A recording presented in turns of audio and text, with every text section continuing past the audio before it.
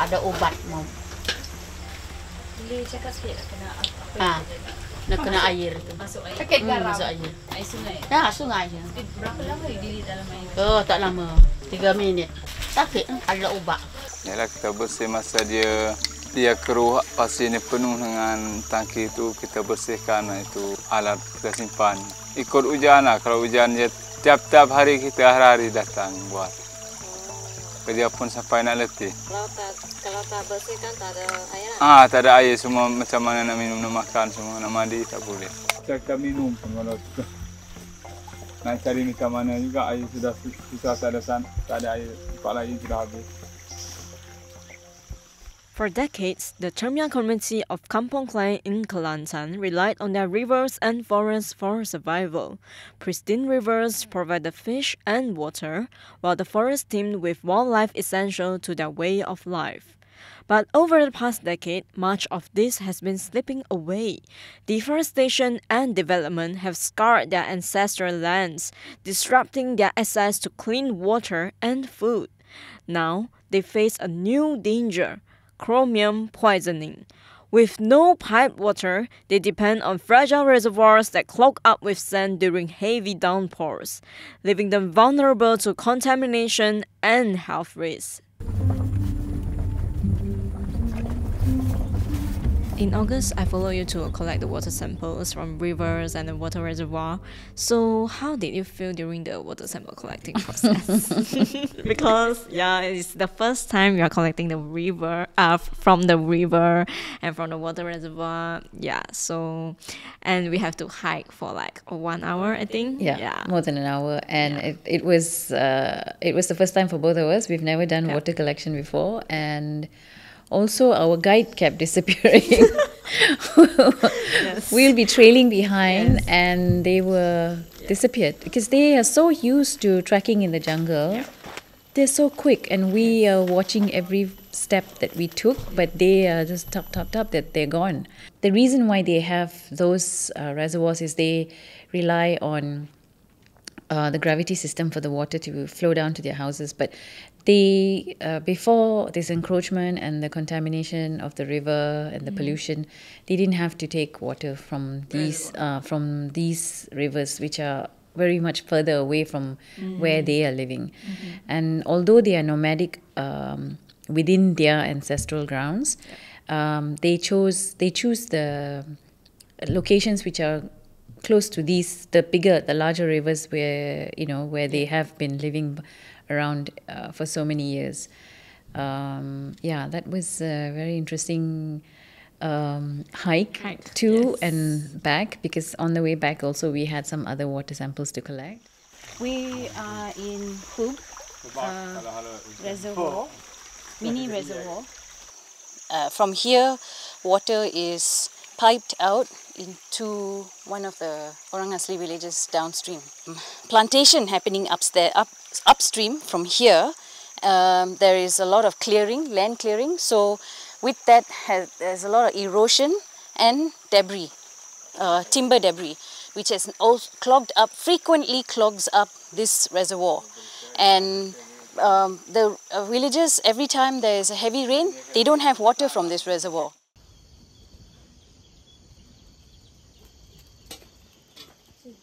For me, right, I only went to Kampung Kelaik once, and I've been captivated by the greenery, one of which is the bamboo that can only be seen in Kelantan's forests. So, although I can also see deforestation along the way when I'm going into Kampung Kelaik, I can feel the village's close relationship with the forest when I'm in the Kampung area. Yeah, so how about you, Vino? How many times have you gone there for this report? Not intentionally, but I've been there 5 times. 5 times, okay. Well, it's always been short trips. The first trip was basically with all the other NGOs. The second trip was, I thought that was it, but we keep coming up with new things that we need to go back and look at. And so it had led to 5 times. Because each trip is very costly. We have to, for us it's costly. Because because we are independent media. Yes. So each trip is costly. So, but yeah, so that's why we have to keep it really short, go and come back as quickly as possible. The most important one was, of course, the sampling. Yeah. Okay. So 3 of the trips I had water sampling. I was doing water sampling because we had to take different locations, come back, speak to experts based, to look at our results, and they gave us guidance, and then, we had to go again. One trip, the water samples were contaminated, so I had to go again. Oh. So that was unexpected and very unfortunate. We also made a trip for blood sampling. Okay. Yeah. The article actually gives you a really good breakdown of the test results, all the parameters that we took. But we did find, it was very unfortunate that we found unusually high amounts of chromium in one person. So it can cause all kinds of sicknesses, but the symptoms can range from, early symptoms can range from nose ulcers and asthma right up to, So it affect cancer. their respiratory system. Yeah.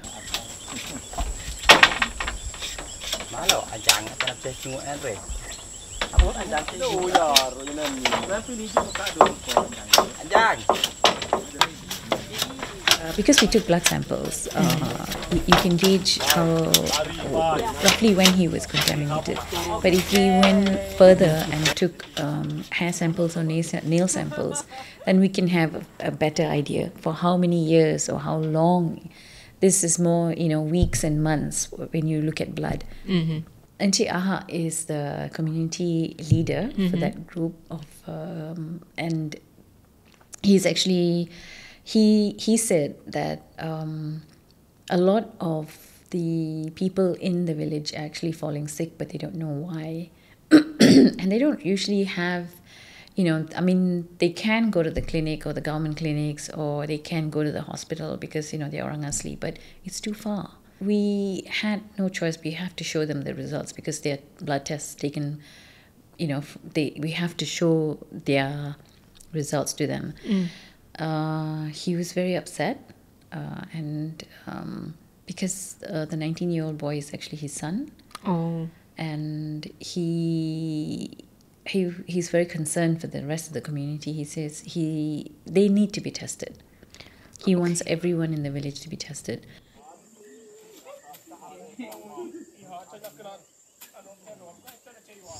Kami sebagai penduduk orang asli di Kampung Kelaik, bila diorang atau pihak company menunjukkan diorang semua dah ada grant, dah ada permit, jadi kami memang berasa duka cita, perasaan marah tu memang ada, tidak berpuas hati lah. Sedangkan kami tadi, contoh kat Kelaik ni memang kami dah, orang kata dah penduduk kat sini dah, dari turun-temurun, bukan 4-5 tahun. Dari dulu, dari datuk nenek moyang sampai sekarang lah.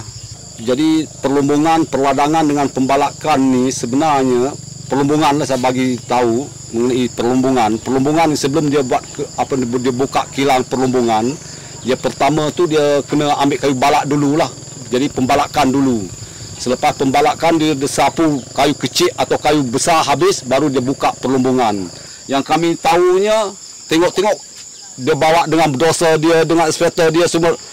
Bila kami bising ataupun kami tahan, yang tunjuk dengan geran tanah lah, dengan lesen, yang kata awak orang tak ada hak. Pasal kegunaan hutan ni memang banyak kegunaan untuk masyarakat kami orang asli. Macam tu. Apabila kerajaan negeri orang kata suka-suka nak menebang ataupun nak buat arahan menolak nak buka projek besar-besar, memang masalah besar lah terhadap kami orang asli. So we found extremely high levels of chromium at a tailing point where the tailing was being dumped from the pond into the slopes, the hill slopes. So they need to keep the ponds shallow, so you can see it's all over, it's everywhere actually, the tailing. The older mine, which started operations in 2009, is operated by Redstar Capital now. It features a massive processing factory. In contrast, the newer mine under Aqua Orion, which started in 2015, appears to be run from makeshift structures where the dug up soil is processed under rudimentary shacks. Flimsy looking conveyor structures are part of the operations, and there is spillage along the system. Iron ore processing is water intensive operation. But here, throughout the process, workers manually hose down the substance, right up to where they are run past huge rotating cylinders that help separate the unwanted soil and stones from the iron ore. The used water doesn't seem to be managed properly either. Spillage along the process visible. It's quite visible, and it raises concerns about seepage into the surrounding environment. This casts doubt on whether they are adhering to mining regulations, as the substance release could pose severe risk to both human and the environment.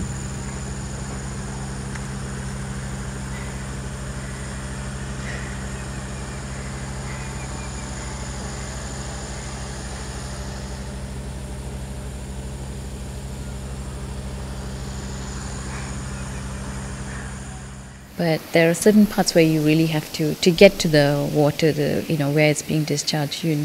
I did have to climb down slopes, and it's more than 10 feet. More than 10 feet tall slopes just to get to the. Okay. Did you do any training for this? Because this sounds difficult. It is. It's extremely tiring, and no, I think this trip has really required some hardcore endurance. And also, if it has rain, it's just really muddy. And there was one point where I actually stepped on tailing, because I just got carried away with taking the photo, and so I just went further and further to the slope because I needed to know where it was going. And I wasn't looking down because I was looking at my camera, and I just got stuck. I got stuck in tailing. And our guides were just standing there watching, because they didn't have the boots that I was wearing, and they're not going to step into that tailing and try and pull me out. So I had to struggle. Struggle and shake myself out, and Yes. I can relate to that. You've been stuck as well. I've been stuck as well. You feel like you keep sinking and sinking and sinking. Yeah. So it's very scary. Yeah. Okay. But that's the river, so it's okay. But you don't want to be in the tailing pond. Yeah. In Kampung Kelaik, iron ore is extracted through open pit mining, where heavy machinery is used to dig up the surface of the ground. It's a long, tedious process, but basically the iron-rich soil is washed to remove clay and mud before it's passed through, along a magnetized rotating cylinder to separate the iron particles from the waste. The magnetized cylinder picks up or attracts the raw iron away from the water and the stones, and the raw iron that is stuck to these cylinders are cleaned away and deposited at the end of this assembly line. On the last trip, when we went down to the river, that was the last collection that I needed to take, but that the rain had just subsided, leaving behind a light drizzle, and Sungai Cendera was already swollen with the water flowing rapidly. We left to conduct an interview and returned just over an hour later to find the river had risen further, its colour turning noticeably rusty. This spot is about 10 kilometers downstream from the mines. So where is the extra water coming from?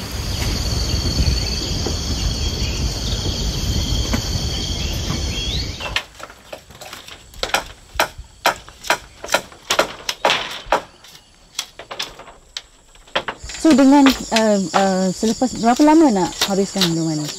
Yang ni saya nak habis tu saya pun kurang pasti. Saya rasa lebih kurang agak dalam 2 bulan ataupun 3 bulan. Maka masa macam tu tengok keadaan apa pekerja lah. Lepas tu keadaan masa dia macam mana. Kalau takut hujan. Pasal yang paling rumit sekali nak cari atap dia.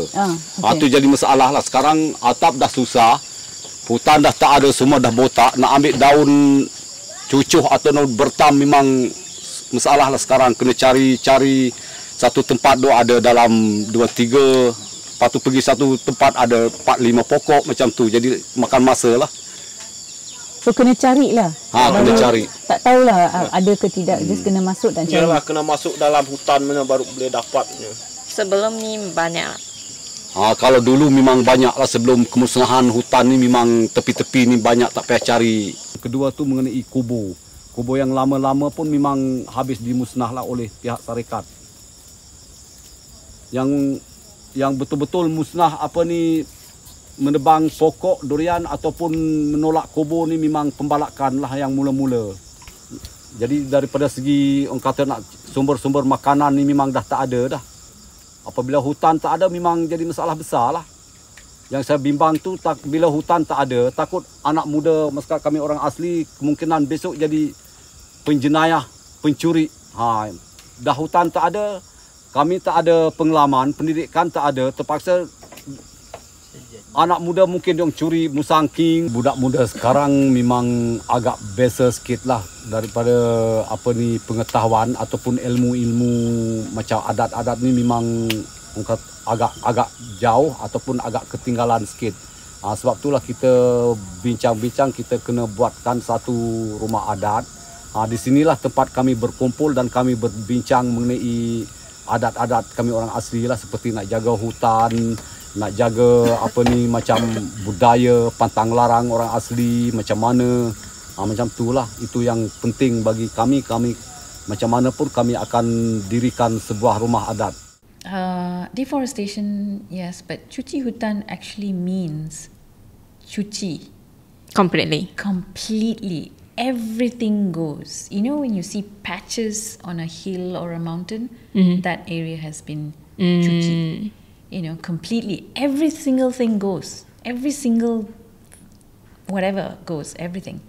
So with that, the birds that they used to catch, the wild boar, you know, anything, deer, anything that they were used to having is gone. One of the Orang Asli were telling me when they took me to the mine, he said it with such sadness. He was just pointing down the slope where there's a huge tailing pond, and the whole thing is it just looks horrible. You know, the whole thing just looks really, like a wasted area, you know. And he said this is where we used to come and camp, because the river flows down that way. The river, of course, has been dammed and it doesn't come down that way anymore. It's just mining area. And he used to camp with his father there for a month, for weeks, for months. And he said that the fish that they used to get was as big as the tree trunk, you know. Not a very big tree trunk, but about at least this big, you know. You don't have to go so far, you don't have to try so hard. That was the best thing about, you know, living in the jungle and thriving in the jungle. You know, you could just choose what fish you wanted. You could go. They knew where to go.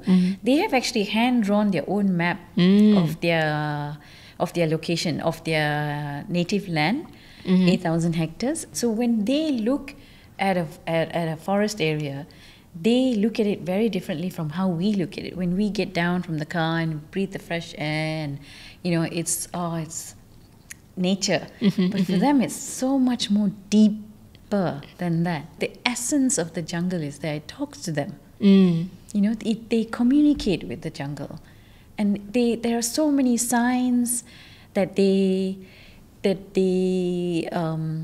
receive. You know, but we think it's, you know, just just their beliefs, and we treat it lightly. But for them, it's very meaningful. But if you spend enough, that's how they thrive in the jungle. Yeah. You can't live in the jungle if you don't listen to what it's telling you. Yeah. And that's why when someone was saying that they follow the ridges and the rivers, it's like, you know when you've entered into someone else's ancestral land, and they respect each other's area. So much, they have and when you come and catch fish in someone else's ancestral land, you have broken a rule. The two communities will meet, they will discuss what kind of punishment needs to be given. But today, for them, from going from that to losing your graves, and your heirlooms without even a word. So there they are, standing in front of all these bulldozers and just watching them just cuci hutan. Vino stressed that while the water and blood samples collected for the report are a start, the government must urgently investigate the source of the chromium poisoning. Chemical health expert Vivian Howe warns of severe non-carcinogenic health risks from prolonged chromium exposure through the river water. However, long before learning about the heavy metal poisoning, residents of Kampung Kelaik in Musang, Kelantan had filed a civil suit against the encroachment of their customary land.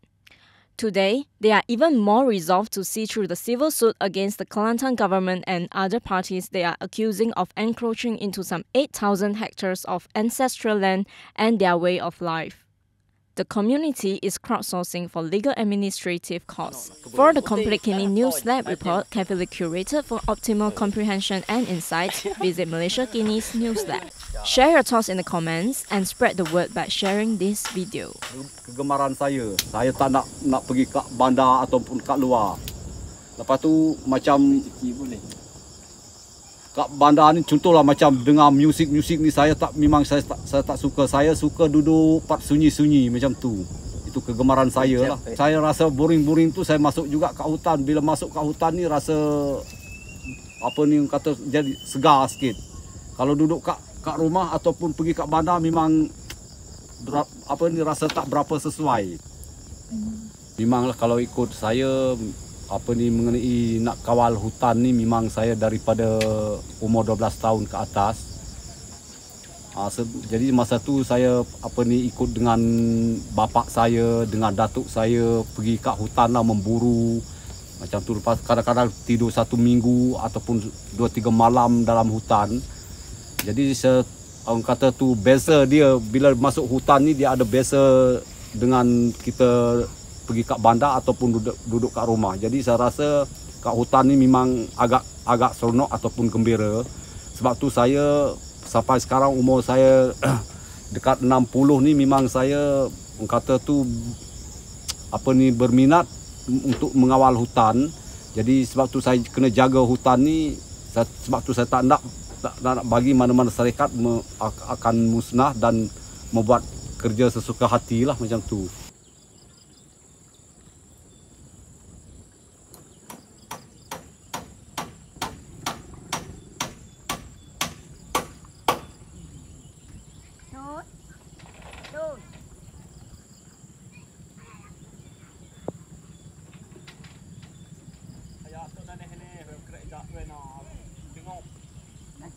Bunga